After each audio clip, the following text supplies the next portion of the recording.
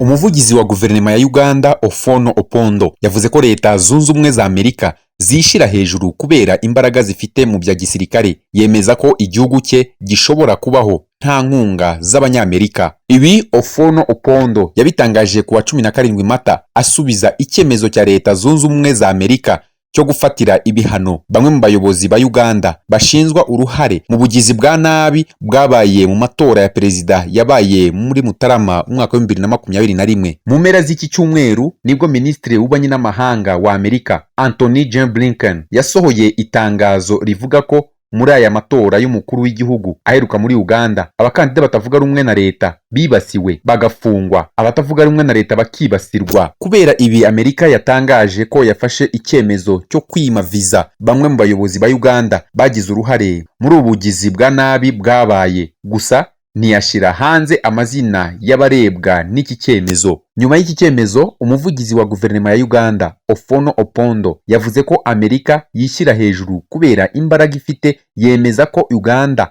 yakomeza kubaho idahabwa inkunga ziturutse muri iki gihugu. Yagize ati, mbere na mbere duha agaciro inkunga yabo, ariko Uganda yakomeza ibikorwa byayo idafite amafaranga ya Amerika. Uganda yakomeza ibikorwa byayo idafite amafaranga y'abaterankunga. Abanyamerika bishyira hejuru kubera ko batekereza ko imbaraga zabo mu bya gisirikare n'ubushobozi mu by'ubukungu ari byo bikwiye kuyobora isi. Ku bijyanye n'icyemezo cyo kwima abayobozi ba Uganda visa, Ofono Opondo yavuze ko we adashishikajwe no kujya muri Amerika. Ati, nge sinshishikajwe no kujya muri leta zunze ubumwe za Amerika, sinshishikajwe no kujya i Burayi cyangwa ahandi hariho hose. Mfite umutuzo wo kuba muri Uganda. Amahanga arimo na guverinoma ya kabiri baza ari abakabiri hatitawe ku kamaro baba bafite. Ofono Opondo yavuze ko hari uburyo buboneye Amerika yakagomba gucishamo iki kibazo. Yagize ati, iki gikorwa cya guverinoma ya leta zunze ubumwe za Amerika naho rutaniye n'urukiko rutubahiriza amategeko rukagendera no kubihuha, kandi guverinoma ya leta zunze ubumwe za Amerika ivuga ko igendera ku mategeko. Twateganyaga mbere na mbere ko bandikira guverinoma ya Uganda bakavuga bati, dufite ibibazo ku bayobozi bakurikira, ese mushobora gukora iperereza. Inzego z'umutekano za Uganda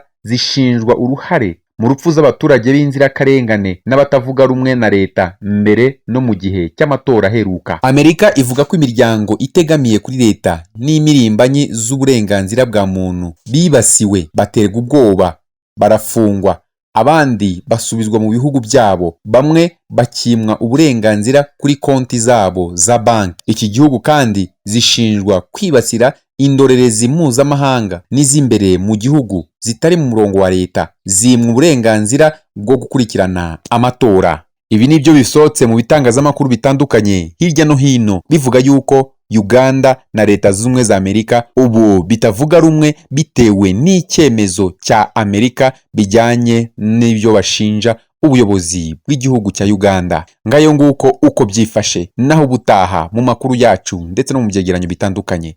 Imana ibarinde.